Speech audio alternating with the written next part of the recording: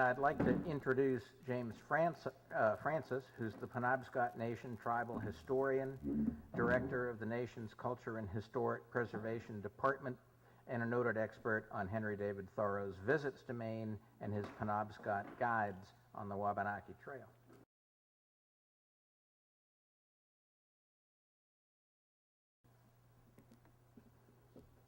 Good afternoon. So as a Penobscot who asked to go on this journey, I'm often asked, what does this trip mean to me? You know, as a Penobscot, as a scholar, as an artist, and as a human being, it means quite a bit.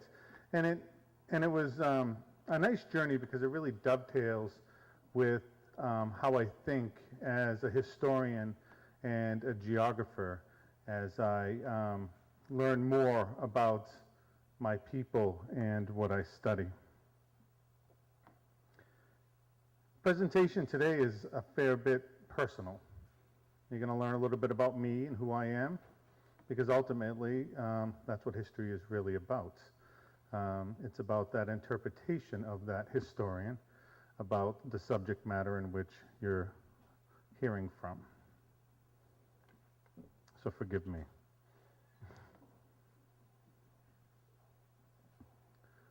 When are you going to come down? When are you going to land? I should have stayed on the farm. I should have listened to my old man. We all know this, right? This is Elton John's Yellow Brick Road. And this song carries an immense amount of meaning to me because it conjures a memory for me every time I hear it.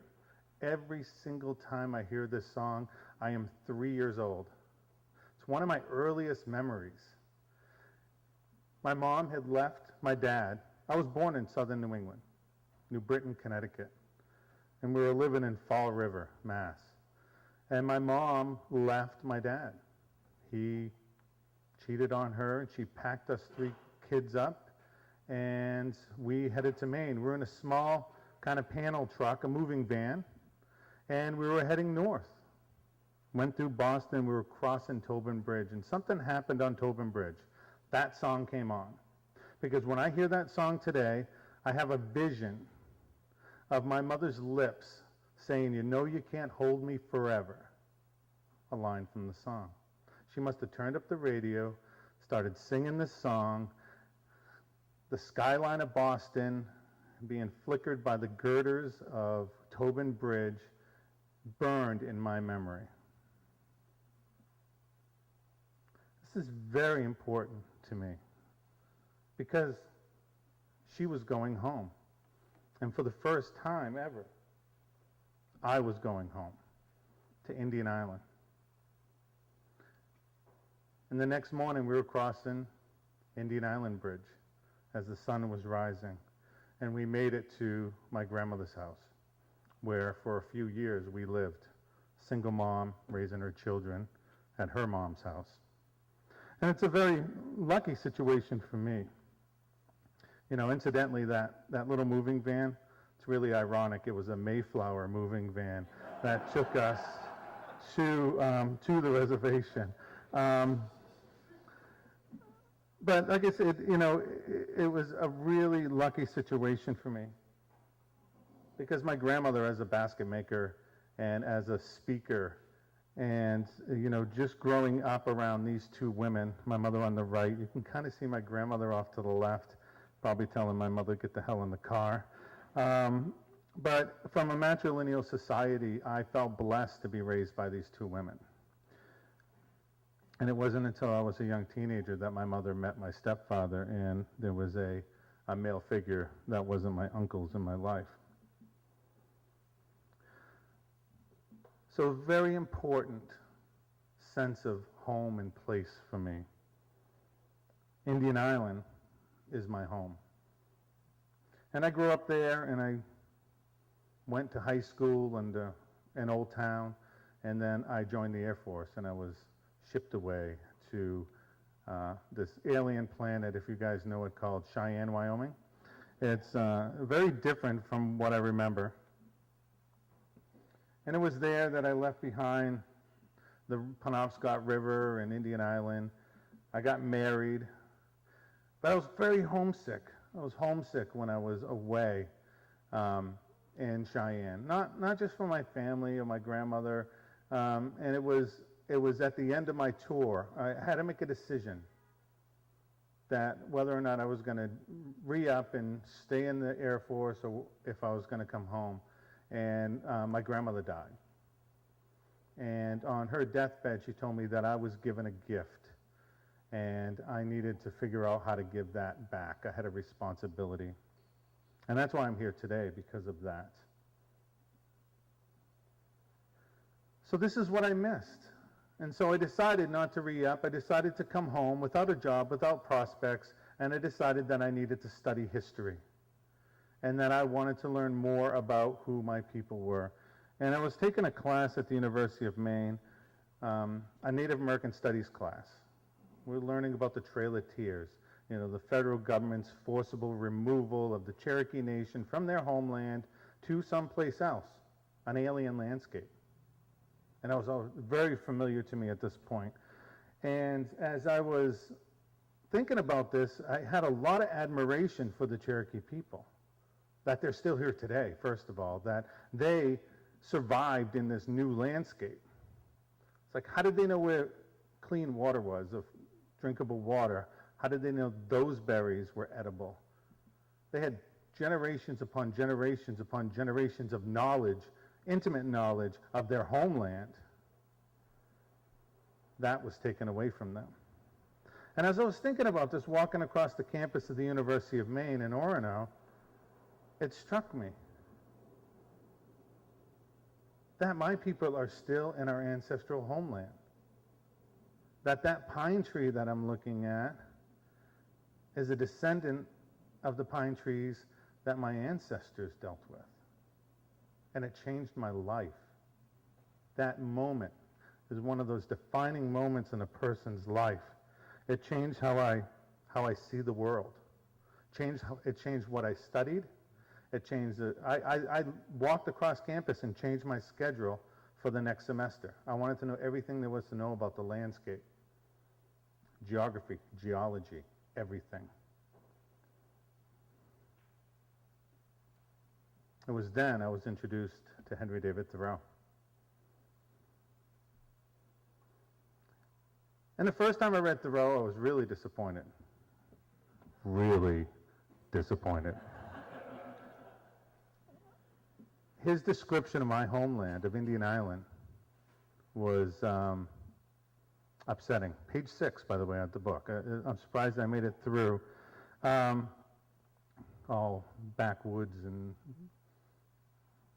he said that the church, that's Rome's doing, and he would much rather see a row of wigwams and someone burnt at a stake than this.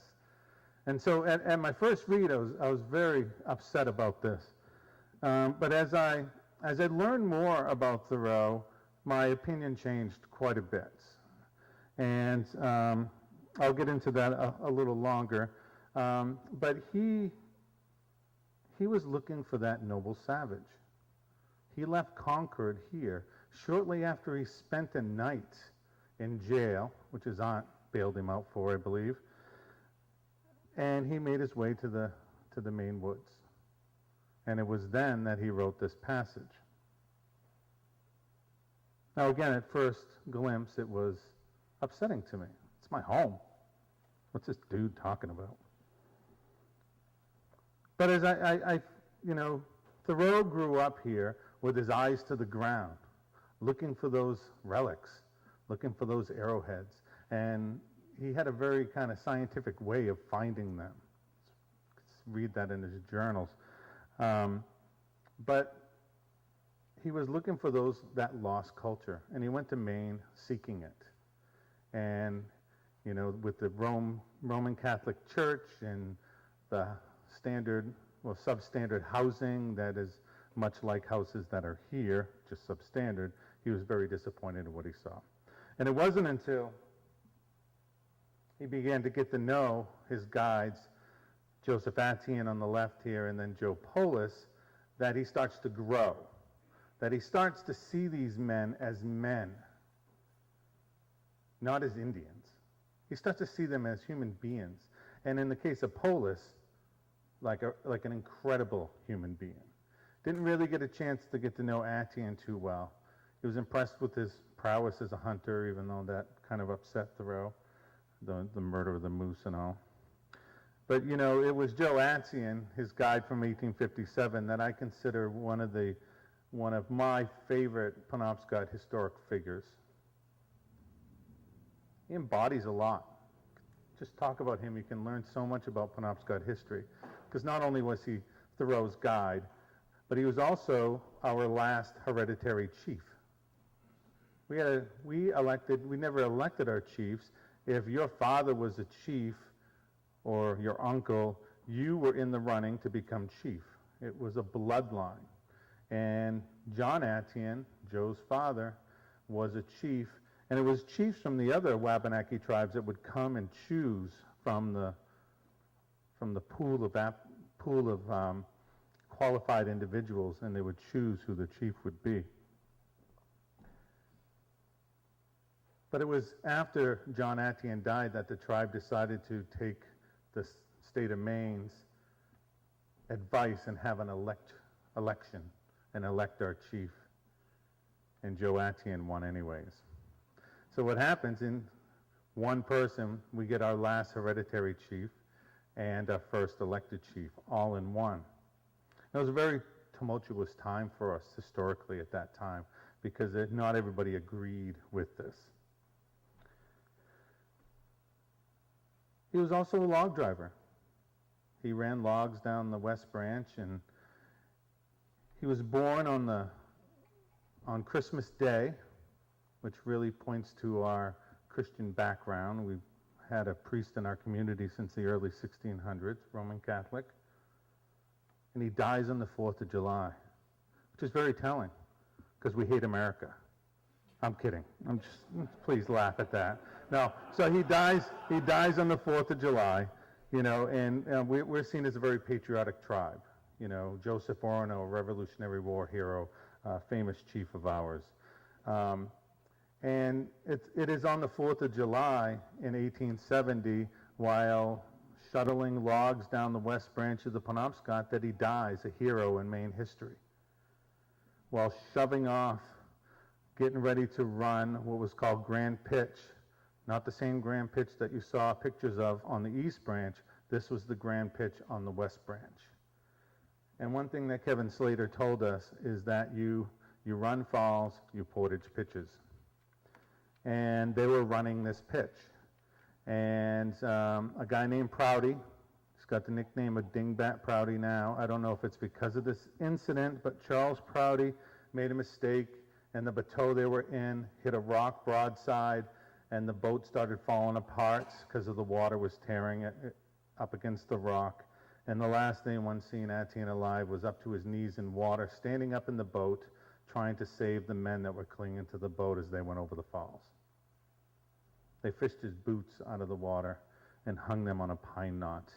According to Maine legend, they still hang from that pine knot on a tree adjacent to Shad Pond. This is the Joe Antion I know. Not the one who's described wearing a wool hat and a wool shirt in Thoreau, who doesn't do much talking. It's funny, Thoreau says that in the Chisuncook article, he says that he was disappointed that he didn't get to know this man on the stagecoach ride from Bangor to Greenville. He goes, I don't know what kind of man he is.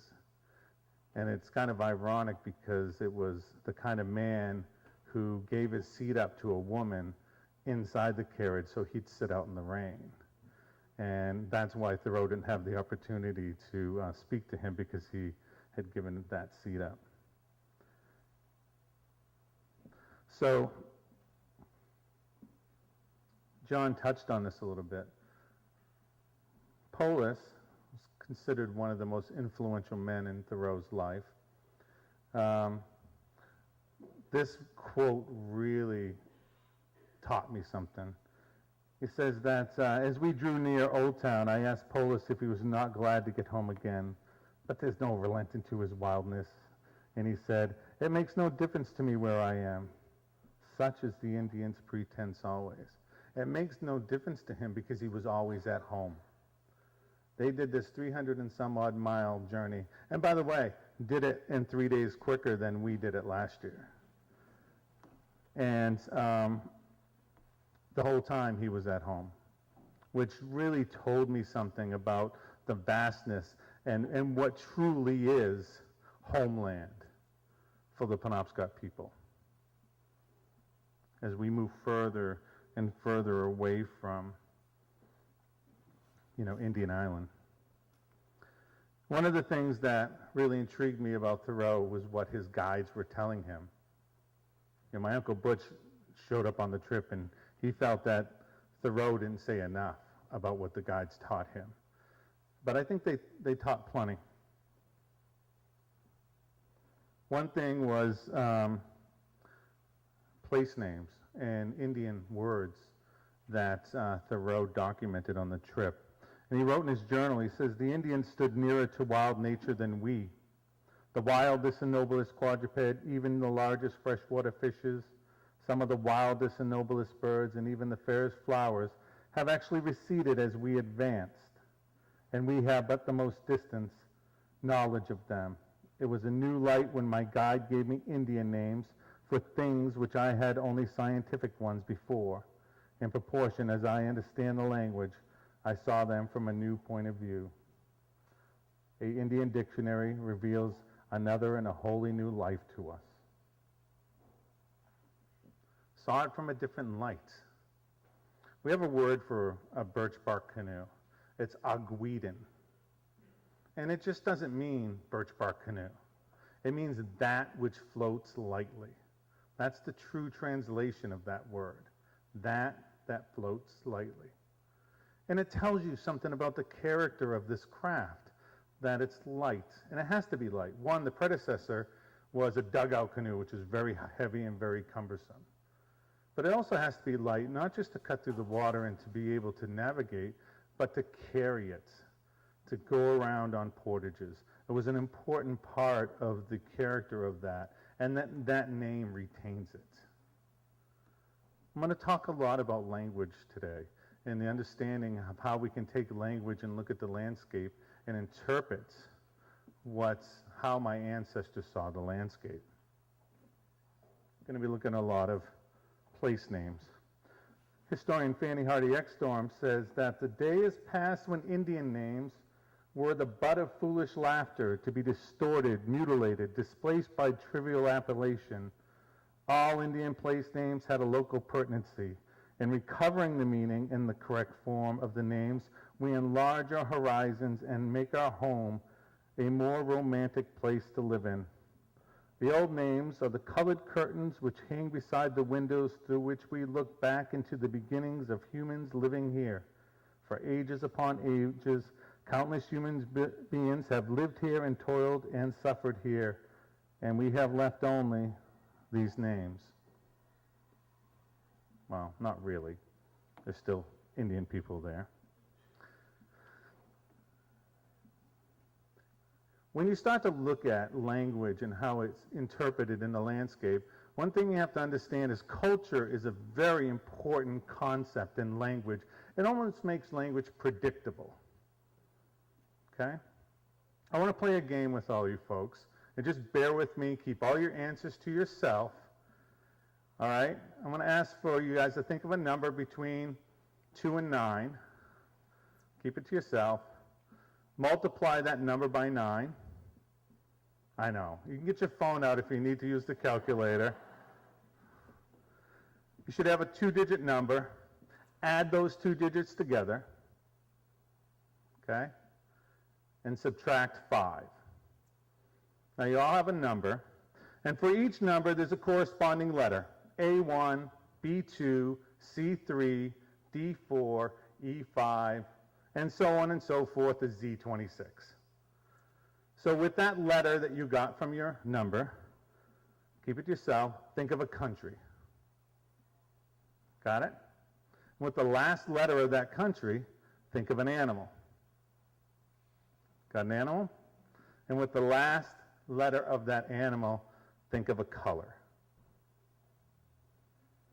Now, with a show of hands, I want to know how many of you have orange kangaroos from Denmark.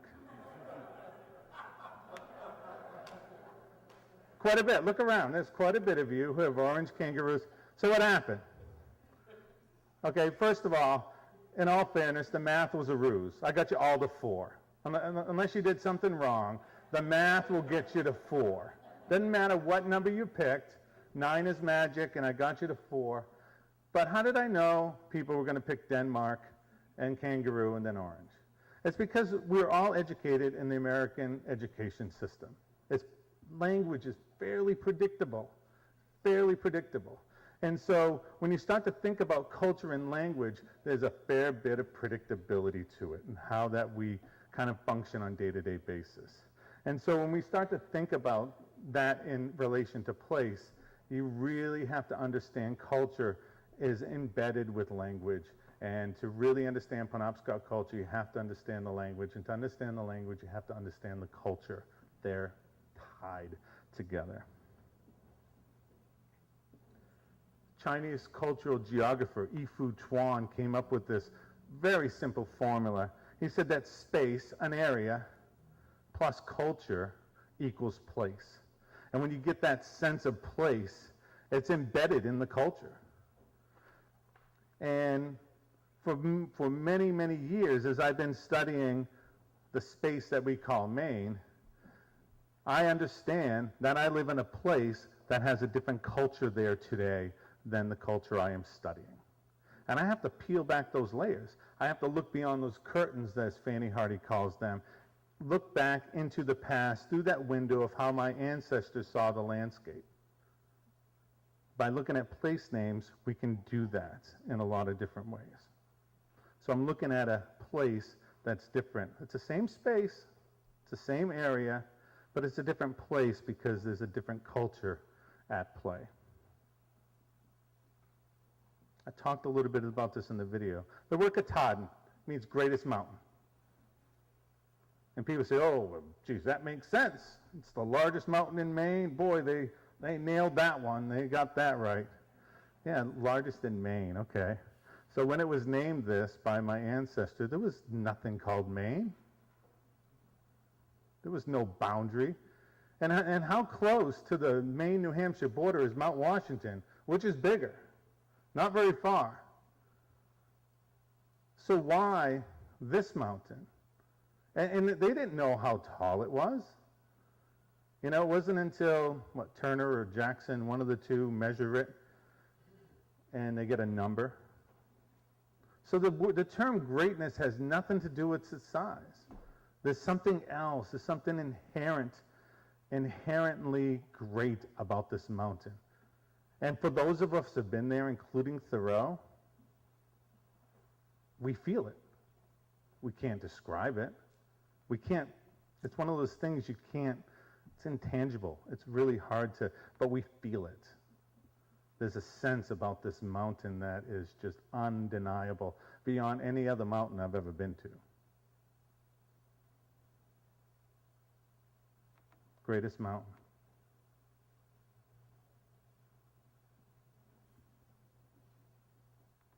So as you look at Penobscot Place, we find out two major things, and then one that kind of enhances the other two. We find that we have these geologic or geographic description of a place. Oftentimes, these are travel markers for a mobile culture using rivers, lakes, streams, and ponds as roadways. Place names became very descriptive and acted as road signs. We also find that some that are natural resource based. Places that, like Birch Stream or Hemlock Island, that have a name that tells you a resource there. And sometimes this translates into like land use. We did this activity there. And sometimes there's legends that enhance both of them. Stories that were passed down from generation to generation. So just to give you a quick example, this is where I'm from. Indian Island is in the middle, and it's a new name. It's called Alnabe Menahan, which means the People's Island, which tells me it's a very new name because it's the one that we live on today and probably was renamed as the People's Islands because all the islands are our reservation, but this is the one that we populate the most. Down there on French Island, which is just downriver, there's on the western shore, the place meant where we would tan hides. So it was a very specific task that went on there. Kachi Mugawug Menahan, the very large island, called Big Bog Island. And about 80% of this island is nothing but bog. In fact, it's so much bog that it's not feasible for us to build houses on that, to build a bridge, to build houses, not to mention that the hunters like Charlie Brown would never let it happen. But much of the island is not available for housing because it's a big bog. And that's the description of the place. And this thing that says Qualbuck, which is just north of the airport, this little piece of river, was very confusing to me for a long time because I went to the language people and I said, what does this mean? And she goes, oh, that's that song when they sing and when they say that the women turn and spin. So I wrote it down and didn't think much of it. I'm like, I'm looking for a place name here. And my Uncle Neil, there used to be train tracks that went across that island. He built a house on one of the bridge abutments. Used it as a foundation. His house is right on the river. It's great. And he travels to the old train track bed and crosses that piece of river almost every day. And he came in one day and he looks at my map that I had the note on. He goes, that makes sense right there. I said, what are you talking about? How does that make sense?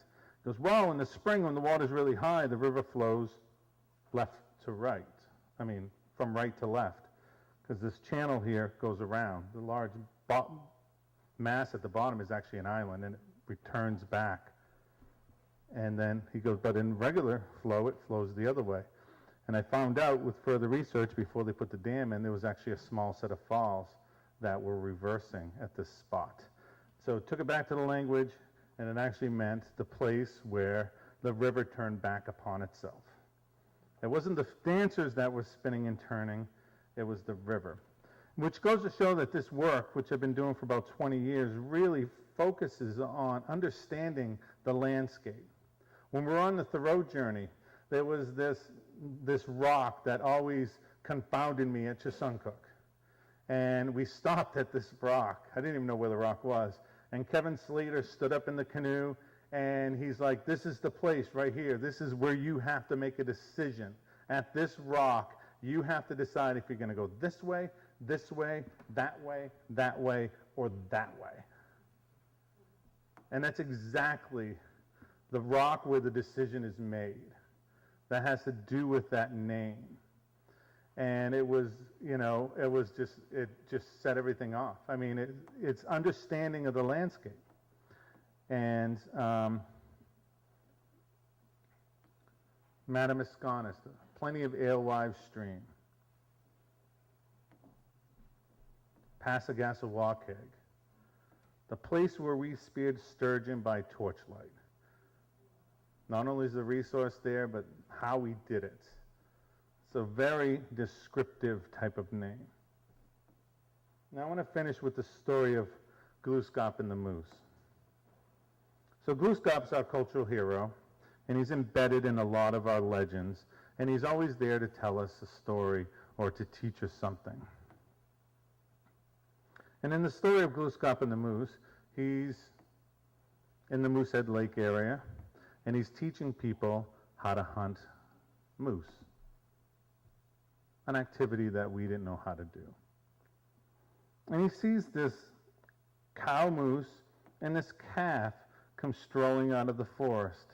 And so Goose Cop picked a stone up off the ground, and he affixed it to a stick, notched it in a bow, and he shot the cow moose dead.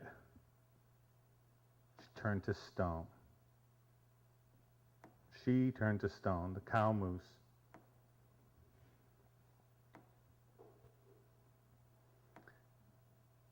In Thoreau's 1857 essay, Allagash and the East Branch, he writes as they're paddling up Moosehead Lake, he says, as we cross this bay, this mountain that rises dark before us, my guide tells me, was anciently a cow moose. And he's talking about Mount Kineo.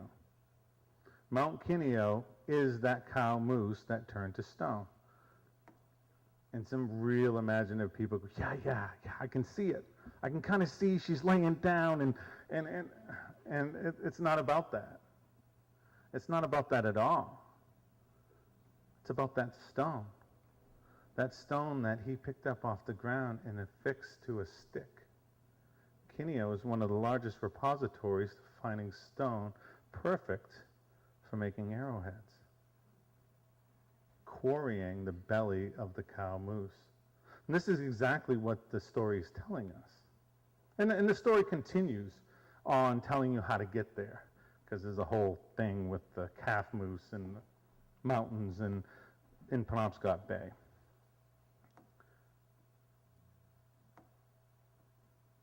But that's what it's telling you.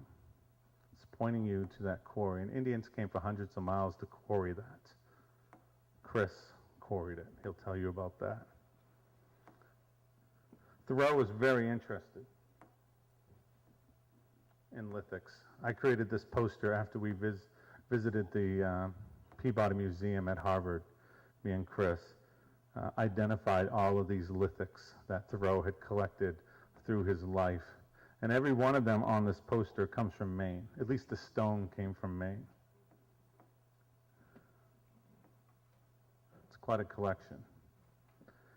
You know, Thoreau talks about how he would watch the local farmers in Concord. If they plowed their field in the fall for winter rye, he was there, first thaw, combing the ground, looking for those arrowheads. And he gets very poetic in his journals about what that meant to him, how the shaft of the arrow, now gone, had guided that arrowhead maybe to a deer or to something else. But now it was his and for his pockets. And I'm going to leave it at that. I'm going to thank you for your time. And I just want to say that it was a great honor to be able to be immersed in a landscape that I've known intimately most of my life, but never really got a chance to get into very much. But on this journey, I could hear my ancestors, not only through place, but through the wind in the trees and through the ripples of the water. Thank you.